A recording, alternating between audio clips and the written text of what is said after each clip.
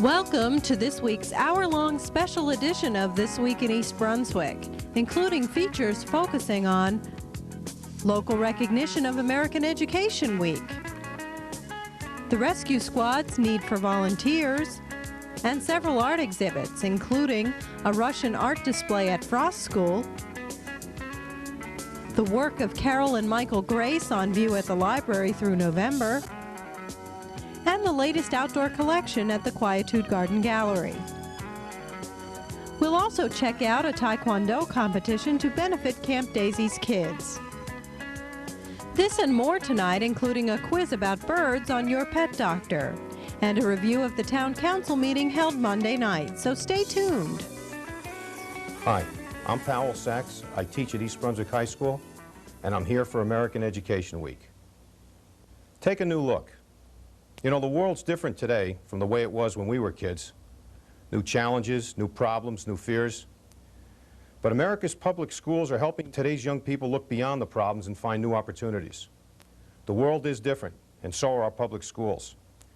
Technology has made the world smaller and our schools better. November 15th through the 21st is American Education Week, a time for each community to celebrate its schools. It's a great time to take a new look at our schools.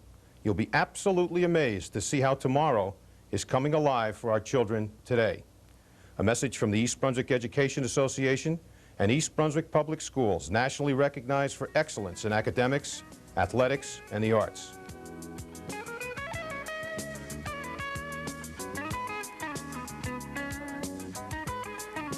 Hi, I'm Amy Fisher, and today I'm in the studio with Mrs. Kathy Schwartz, the president of the East Brunswick Education Association, Mr. Charles King, who is principal of East Brunswick High School and also president of the East Brunswick Principals and Supervisors Association, and Dr. John Kopko, who everybody knows is our superintendent of schools. American Education Week is November 15th through the 21st, and as usual, I know you've planned a lot of activities. Well, the theme for the week this year is America's Schools Take a New Look. If we were to adapt that theme to our own district, what would you like people to particularly say? Mrs. Schwartz, you want to? Certainly. I like the theme because what I would like people, the members of our community, to do would be to look at the dedicated individuals who work in our schools. And while they're looking, I'd like them to consider several things. First of all, there's a wide range of people who staff a school district. And I think sometimes people forget that it takes many, many people in many different roles in order to accomplish the goal of making our students successful. So I think that I'd like people to look at that and realize that we have professionals and support staff working in probably 16 or 17 different roles in the district. Then I'd like them to do is to consider how the role of these individuals has changed over the course of the years.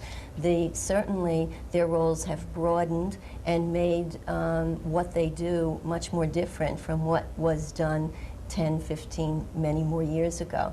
So I'd like people to become familiar with what's going on in the schools today so that they can have an appreciation for that broadening of the roles. And then finally, what I'd like them to do is to realize that they can support the education that's going on in the schools by becoming involved in the schools.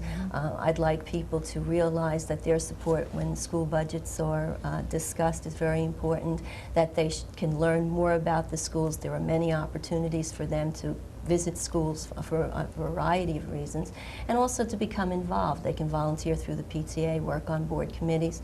I feel that if people do that, if the members of the community do look at our schools, they're going to be very, very proud of what they see as we are. Mr. King. Well, again, I think the theme is quite appropriate, take a new look. I happen to believe that all of us need to go through a process of reflection on an ongoing basis. And what this week does, as Dr. Kopko has already indicated, it sort of focuses, it puts a special spotlight on that particular week. And I think we do need to reflect on what has gone on in East Brunswick, what happens every day, as Kathy has indicated. This is especially true today when the criticism of American education seems to be the popular thing to do. You know, we bash education, we blame education. And I think we need to see what's going on in East Brunswick, a district which we are all extremely proud of. I mean, I'm proud to be an administrator in this district. I am very proud to be a parent. I mean, I've had 2 sons that have gone through the district. I have a daughter that's in the process at the present time. And personally, I'm very proud of that. But I also sit and reflect as to how well we are doing the job, and the job has certainly changed, as Kathy has also pointed out over the years. We find that we play an increasing role in students' lives. I think we need to do that, and this gives us that opportunity. The other part of it is that where are we going from here? I think society and technology is changing so rapidly. We need to constantly update our programs. Curriculum, buildings, the whole gamut of things, even though we may think we're doing things pretty well, and which we do, and which we're proud of. We always recognize that there's a need to improve. Right. And I think that's our goal for this week. And Dr. Kopko. Well, this community really has so much to be proud of in terms of, services that are being provided, and certainly the schools would rank way up at the top of the list as a service, and it is a service that residents in this community can take a great deal of pride in. I would like to have people come in and take a look, to visit an elementary school, to visit our middle school, to visit the junior high school, and certainly to visit the high school. To see firsthand, when we speak about a productive educational environment that's really conducive to learning. It's here in East Brunswick. It's real. It's alive. You could walk through the halls in the building and just look at the youngsters in those buildings. I mean, they're happy, they're smiling, they're learning, and that just doesn't happen by accident. It's happened through the efforts of our professional staff, as Mr. King and Mrs. Schwartz have mentioned, the support staff as well, the support of the parents, and also our Board of Education. Well, thank you all very much, and happy American Education Week. Hi, I'm Jennifer Ensign, and tonight I'm at the East Brunswick Rescue Squad. Speaking with me is Stephen Lightman, Cadet Captain. Stephen, hi. Since tonight we're talking about the cadet program, why don't you tell us a little bit about the history of the program? Okay, well, the cadet program was started about 5 or 6 years ago by one of our past captains. And it was pretty much just structured so young adults can get further training and one day become a regular member and benefit the community. And how has it evolved now? Now we are more than just there. We actually help out on the calls, and we make crews because of some of our cadets. We get calls answered. What qualifications does a person need to become a cadet? Well, to become a cadet, you need to be CPR certified, an adult, child, and infant, and you need to be first aid certified. And then after you get those certifications, we go through a little of our own training, and then you can start riding on the ambulance. What are the age requirements? Between 16 and 18 years old. Can anyone join, or do you have to be an East Brunswick resident? You have to be an East Brunswick resident to join. I've seen around here that the cadets are doing a lot of different things. What types of things do they normally do? On a call?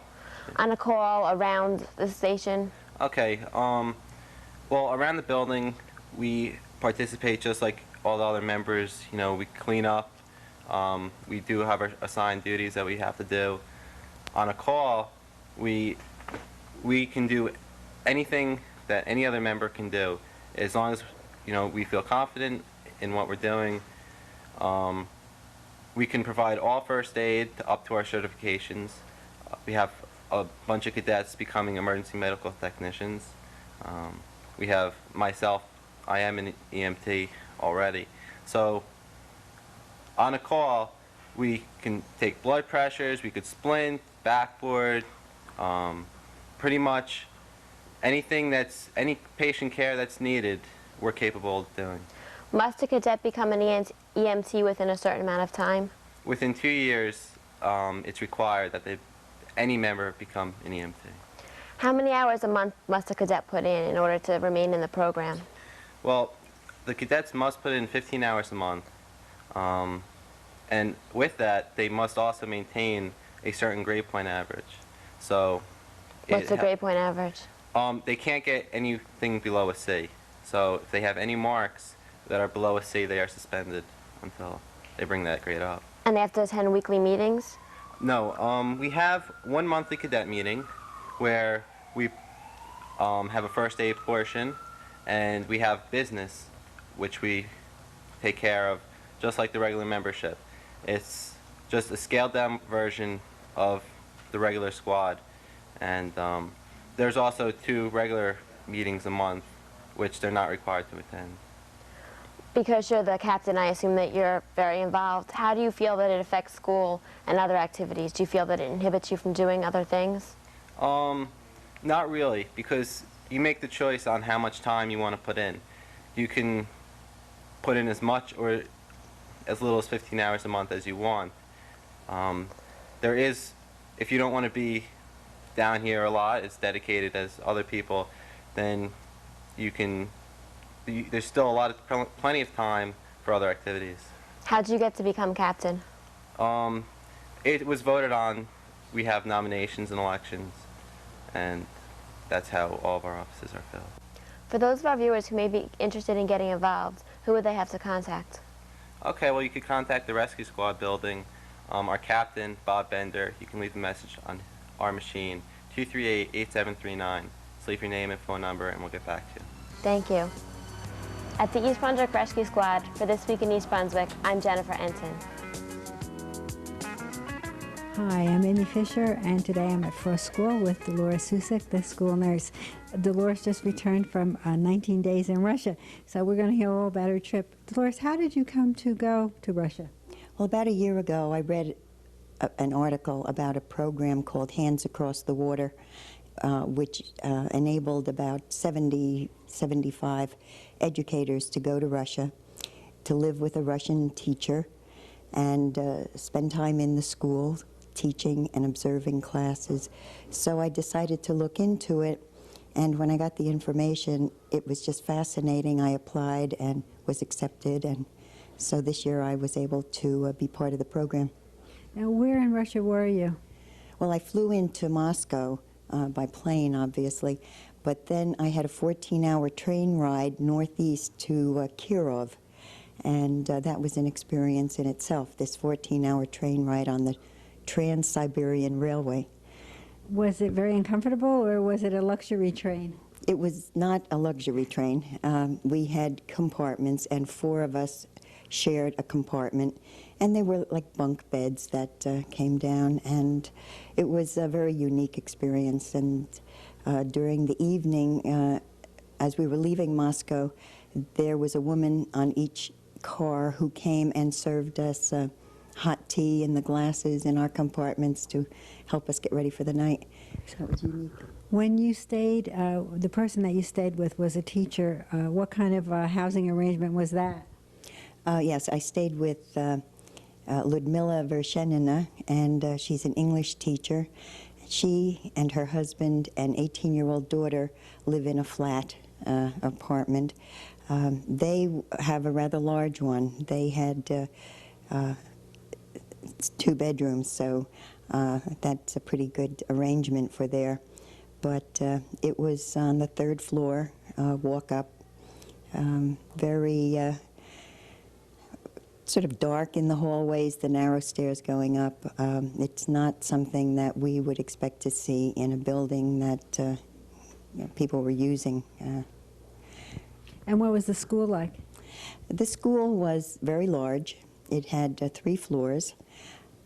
There were a little under 2,000 students in the school. It went grades 1 through 11, which is the usual arrangement there. And they apologized for the age of the school. It obviously had not been maintained as well as it could have been. And they said it was a very old school. And when I asked how old it was, I found out that the school was about 5 years newer than Frost School here. My goodness. So, it was it was just that things there, buildings, have not been maintained, and so everything looks like it needs a good coat of paint and a little repair. How about the students? How was their reception of you? The students, first of all, let me just say that the area around Kirov had been a closed area, so no foreigners had been allowed in there, and even some Russians couldn't travel in, and we were told it was because there had been munitions plants in the area. So all of the people in Kirov had never seen an American, met an American, or spoken to one, and they were just fascinated by us. And the students just had questions. There just wasn't enough time to answer all the questions. And the questions were about our lifestyle, about the American students. Was it true that most Americans had cars? Was it true most Americans had telephones? Questions that we might think were kind of silly, but while it was a closed area, they had no U.S. news coming in, no foreign news coming in. Now they get on their TV about once or twice a month, they get an American film. So some of their ideas of what Americans are like, and that comes from American movies. So they have some rather unusual ideas about us. Now what's going to happen next? Well, right now, I'm trying to share as much information as I can with our students, with the American students here. I took letters from them over and brought responses back, so now we have some correspondence that's continuing. And some of the teachers are corresponding with Russian teachers who wanted to be in touch. So I'm doing that. I'm doing some slide presentations to groups. And in March, Ludmilla, the teacher with whom I lived, she will be coming and living with me for 3 weeks, and she will be spending time in the classrooms here in Frost. I've also made arrangements for her to spend some time in an 8th grade English class, since she's an English teacher of grades 9, 10, and 11. And I've also made arrangements for a high school English teacher to have her there at the high school for a day or two so she can see that level. And then hopefully we'll get to the Statue of Liberty and get into Manhattan for something. Well, that would be great, and we'll be coming back to talk with her then. And thanks a lot, Dolores. On exhibit at the library this month are the works of Carol and Michael Grace from Old Bridge.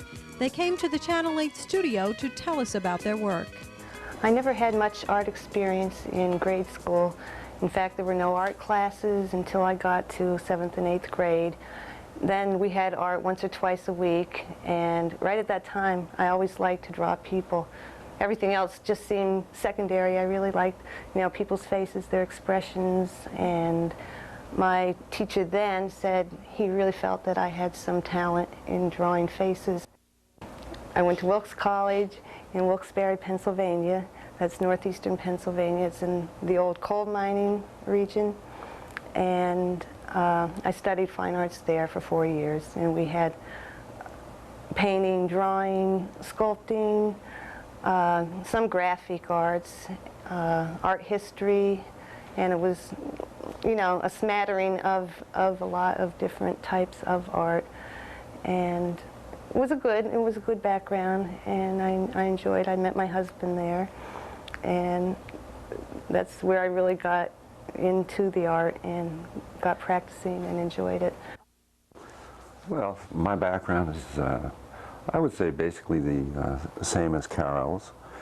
Both of us came from northeastern Pennsylvania, and both of us had a very limited early beginnings in art, all right? I went to a parochial school, and through the 12 years, I would say art instruction was very absent, all right? But I guess in all those 12 years, I guess since the time I was 6, I was very interested in art. I was always doing it, copying cartoons, involved with the arts. And even without any professional background, by the time I got to my high school years, on my own, I was doing a lot of artwork for the school itself and involvement with the school. After finishing high school, I went to college, the same college that Carol went to, Wilkes College in northeastern Pennsylvania. And both of us at the same time received our Bachelor of Fine Arts degree in art education. And that's what we pursued when we decided to come down here to New Jersey, migrating from northeastern Pennsylvania. I always liked watercolor the best. I can remember my first watercolor class. I remember my watercolor teacher, and we had a still life with bottles. And right at that point, I could just feel that was what I wanted to work in, the translucency, the transparency, the overflowing of the colors, the melding of the colors and everything. Didn't do too much portrait work in college, but did a lot of landscapes. And it was just in the past few years that I really got, both Michael and I both got back into the painting. And we do commission work and work out of our home studio in Old Bridge. I think most of the motivation for the both of us was in leaving Pennsylvania and coming here, even though we were both had jobs up there, was the proximity to New York City. We were very involved in the arts. It was a time when, you know, I guess in the late 60s, when interest in the art was very intense. So we figured that the closeness, we'd be in like a cultural mecca, as opposed to northeastern Pennsylvania, where it was very limited. So both of us came down here, started teaching, and over the period of years trying to survive for myself. I worked different jobs, antiquing and things like that. But I always felt bad that I, you know, never really got back or was working with what I was trained to do, and that was working in the arts. And I found about, I'd say about 7 years ago, both myself and Carol made a decision that we were going to explore what we were trained for, and that was getting back into the painting. And what you see in the library here would be just 48 examples of, I would say, about 60% of what we've done in the last 5 years, you know. So it's been a late start, but we're, you know, bending all effort to try to make up for those things that we're missing. I love portrait work. I would love to specialize, and if I do have the time in the future, I would like to develop a style, develop you know, more of a flow. Some of my portraits, especially family portraits, have been done quite quickly. And if you have a good sketch, that's vital to me, and a good feeling for the photograph and for the person, then the work just seems to flow much more readily. It's very difficult to get anybody to sit for portrait work. Ideally, that would be fantastic if you could get somebody to come in an hour a day or so and just sit. But with everybody's life being so busy and working, and you know, it's hard to, and with the lighting, it's a lot better usually just to get a very good photograph taken. I prefer photographs taken outside to get the flesh tones of the skin and the eye color, the hair, and the contrast of the features. And that way, once you have a good basis and a good sketch, then I think that's really, for me, that's the best way. I've been an art teacher up here at Madison Central High School in Old Bridge for 25 years. This is my 25th year. And that would be about it. And then my time after my teaching duties are finished or completed would be working on a painting, exploring things, learning things. Every time I would work on a painting. Now, a lot of Carol's artwork is made up in, which is a beautiful approach to the, when she would look at something, Carol has an emotional approach to the painting, okay? She identifies that way with it. Well, I also, in a lot of the paintings, I would do the same thing, but I also have an analytical approach. Carol's paintings, and sometimes I'm a little bit jealous of that, and they work very well for, can be done over a period of 5 or 6 days. Some of my paintings, like this one, the young lady right over here, one of my high school students, this was done over a period of 9 months as opposed to the 5 or 6 days. And when I say analytical approach, I would see certain things in a photograph. All right, both of us work with and from photography, and I would see certain things in a photograph that I might like to achieve in painting, challenges. There's a painting out there of a girl, and it took me 8 hours to do a drip of sweat coming down the side of the head. And that was a challenge for me, not just doing the drip of sweat, but the whole composition. In this one here, I wanted to perhaps show Brandy in a young lady. She's a high school student right now, and not a part of my family, but I guess as a high school teacher, an extended family, that the world and the vacancy of the world out in front, out ahead of her. Here's this young lady and what is there for her. So I left the entire background white. I was trying to work with the painting where there's no background, all right? A little bit that might be instrumental in that would be the watercolors of Andrew Wyeth. I recall his Christina's World, where it has the young lady and the immense fields in the background. I want to, in a little way, take a little bit from him, but all artists do that. They take a little bit out of every bit of art history and everything that was done before, and they redraw it or retune it, all right, to their own needs. I have done most of my, I would say half of the portraits or a third of the portraits in the exhibit are members of the family. I have pictures of my husband, of my son, of my 2 stepchildren, of my parents, and of my mother-in-law, and I have a special place in my heart for her. I took care of her for almost 3 years before she died, and I have 3 portraits of her in the exhibit. Hi, I'm Kathy DeSimon, Secretary, Churchill Junior High School, and I'm here for National Education Support Personnel Day. School staff members whose contributions to education are often overlooked will be honored on Wednesday, November 18th, during American Education Week. Schools can't run without support staff, the van driver who brings children to school, the secretary who handles everyone's crisis, the custodian who makes the environment pleasant. These are some of the beyond the classroom personnel who make a school work. A child learns from every adult in a school. Think of all the people a child encounters: cafeteria workers, maintenance staff, paraprofessionals, secretaries. These people play an important role in the lives of our students. They deserve our recognition. Wednesday, November 18th, is Educational Support Personnel Day. It's a great time to say thanks for a job well done. This message is presented by the East Brunswick Education Association and the East Brunswick School District, people who care about your kids.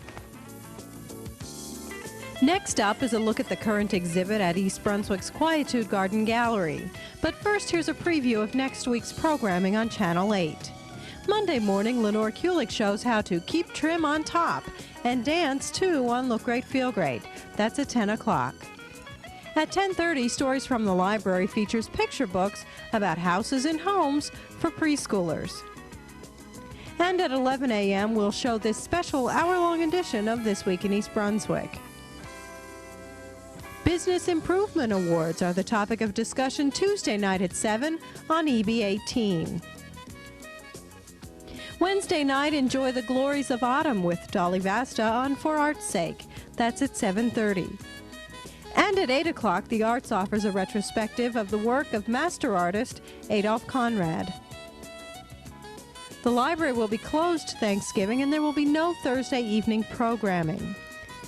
Saturday's lineup includes a proposal to create a family aquatic center at the community beach. Sandra Lemon interviews Director of Parks, Recreation, and Community Services Judith Lebline and Township Finance Director L. Mason Neely about what such a center would involve. Check the community bulletin board for the rest of Saturday's schedule and announcement of local events. Hello, I'm Sheila Tao. Welcome to Quietude Sculpture Gallery. We'd like to welcome you to our new show, which has just started, called Winter Wonders. It will be on now until the end of January. The artists that we're featuring for this show are all experienced artists. Most of them have been working anywhere between 20 and 30 years. The first works I'd like to show you are by Sina Donison. She's a New York City artist, And as you can tell by looking at her work, that it's very reminiscent of paperworks or of antiquities. If you realize that she was originally a molded paper artist, then you see how classical and how continuing her art has been. The next artist is John Matus. He has worked for the last 20-odd years in Vermont, and all of his pieces include river-washed stone, and so that they have a very soft, fluid quality to them, and it makes you feel that they have just been uncovered from the riverbeds. Jay Mead is a California artist, and he works in natural material. He works in wood. The piece that we're showing here for this show is called To the Heart. It is one cherry tree. It's very unusual to find a tree of this size that died naturally, and it died in the Connecticut woods. The orb that's in the center gives you a feeling that it's being protected by the outer pieces of sculpture, and that is why it is called To the Heart. And it's a very emotional piece, and it has stood up here in very good condition for the time that we've had it. Janet Indig has been working for about 30 years as a sculptor. Her work is collected in private collections, museums, corporate buildings. The people that collect her are extremely fond of her work. It's very bouncy, very lively, very emotional, and she works in painted steel. All of Janet Indig's work is inspired by nature. That looking at her work, you can see the humorous and the lyrical part of her emotion and her personality that she expresses in these painted steel works. Frederick Hunn works in northern Massachusetts, and he works in marble and stones. And we have a very interesting piece of his called Self-Portrait Part 1 and 2. And the more we look at it, the more we question which parts of him are Part 1 and Part 2. But you must come and touch it because he does such wonderful things with the marble. In addition to the artists that I've mentioned, we also have the work of 95 other artists outdoors, so that you're more than welcome to come, and if you can stand the cold weather, to come and appreciate and touch all of the sculpture that we have here. Our hours for the winter are by appointment only, but if we are available, you are more than welcome to come. Our telephone number is 908-257-4340, and this show will be available to be seen through January 31st, 1993. Welcome and Happy New Year. Hi, I'm Amy Fisher, and today I'm at the East Brunswick High School Auditorium with the co-advisors of the Drama Club, Ginger Bird and Dan Moran, and they're going to tell us about the new fall production. Ginger, what are you planning to produce? Right now, the students are rehearsing Agatha Christie's Witness for the Prosecution, which will be presented on December 3rd and 4th. This year, we're presenting the show on a Thursday and a Friday, hoping to get more students to come because so many of them are working on weekends. The cost of tickets this year is $4 for students and $5 for adults, and as usual, senior citizens are free. Great, and people can get tickets at the door? Right, they can get tickets at the door, and showtime is 7:30. 7:30. Right. Okay, Dan, this is your first experience as the co-advisor of the club. Yes. What made you decide you'd like to work on this whole production? Well, I've always wanted to help out with drama, and last year when I met Ginger, I started helping out with the Crucible, and it was a lot of fun, and we just decided that this year we'd do it together, because it's a big job. You need two people to do it. Can you tell us a little bit about the play itself?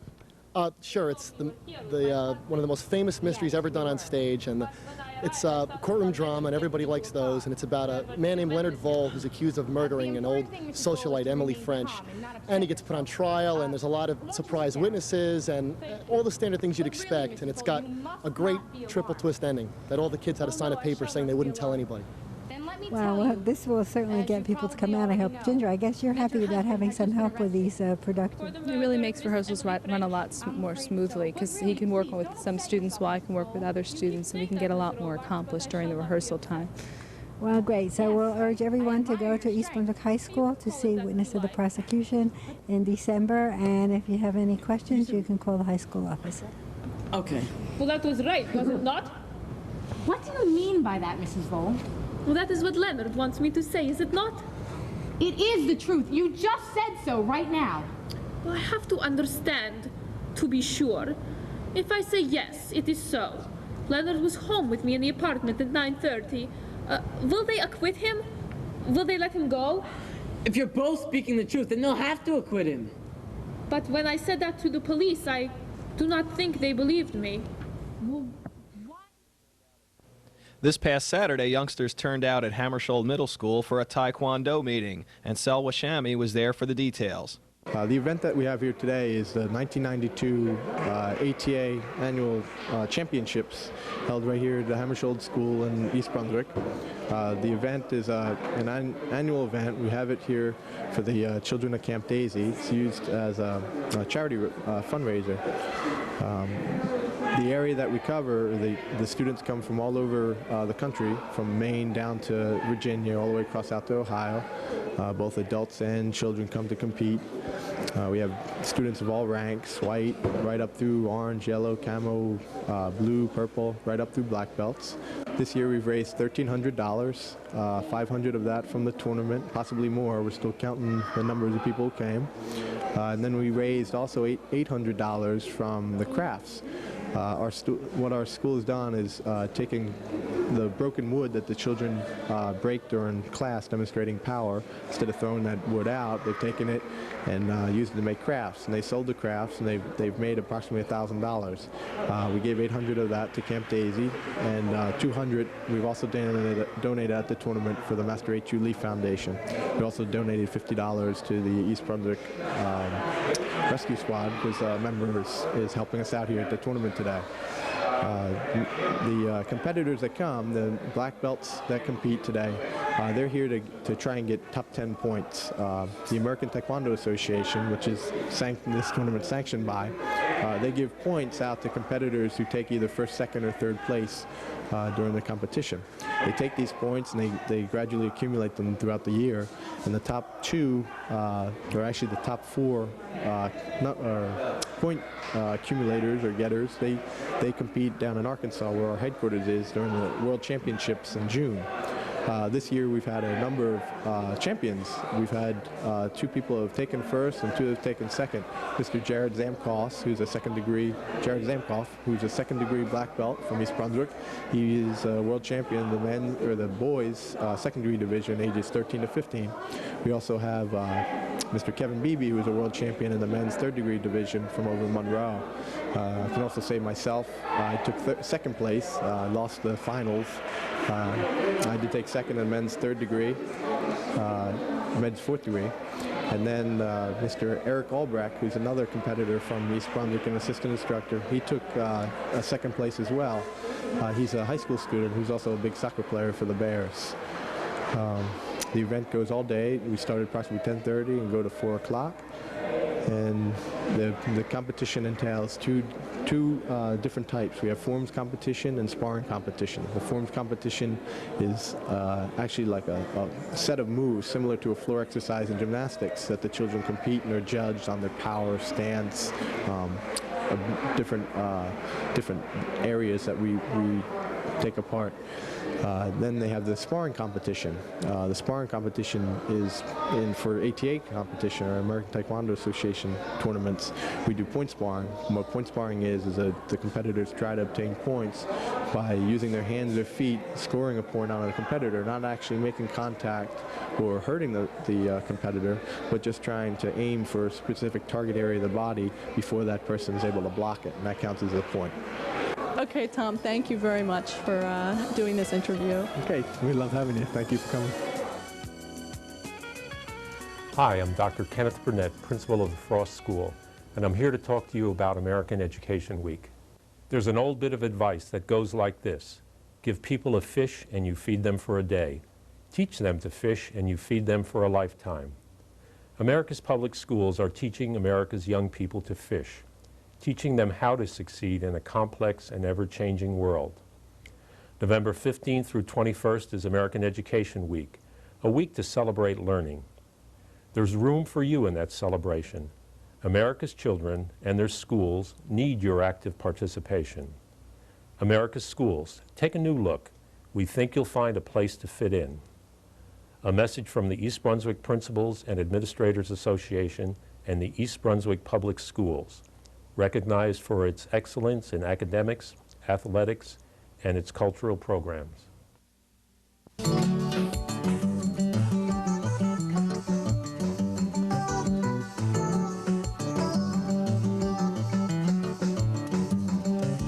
Hi, welcome back once again to Your Pet Doctor. I'm Dolly Vasta, and my co-host is... I'm Dr. Brian Johnson from the Cranberry Veterinary Hospital in East Brunswick. Yes, and I see by the papers on your lap there that we're about ready to embarrass Dolly again with some new quizzes. No, I wouldn't Yes. do that. Yes, you would. But you made that claim before we started recording that you could answer any question that I asked. That's true. So I thought I'd give you the opportunity. Okay. And since you told me earlier that you were an expert on birds, I thought that I would ask a few questions today just on birds. And if you people out there want to get your pencil and paper, You're so bad. follow us through and we'll see how well you guys do. You're so embarrassing to me. No. Yes. These are easy. All right. You There's know all nothing these, sure. easy.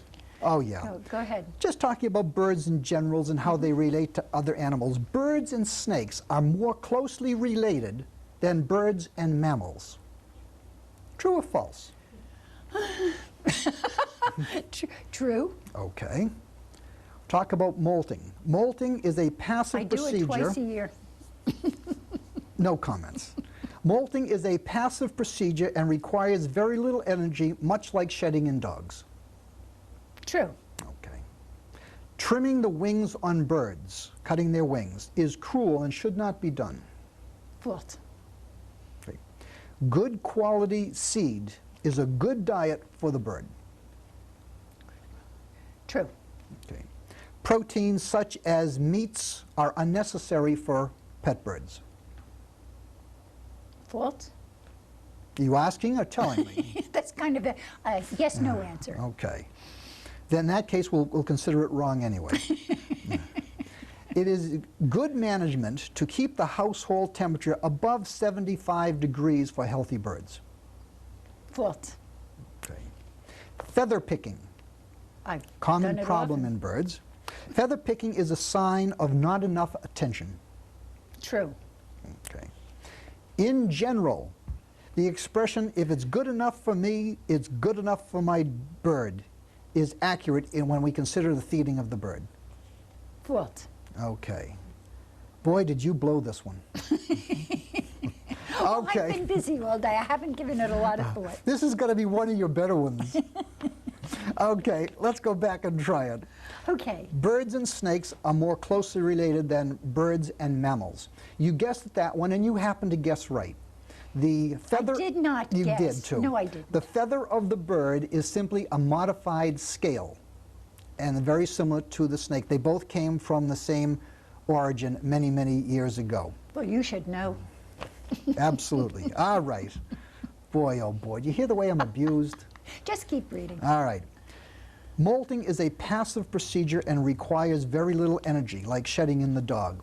That couldn't be more false. The shedding of the bird requires enormous amounts of energy. The feather is actually 88% protein, and when they go through a molt, it absolutely requires increased amounts of protein and minerals and vitamins. So that statement is false. So I was wrong. Yes, exactly.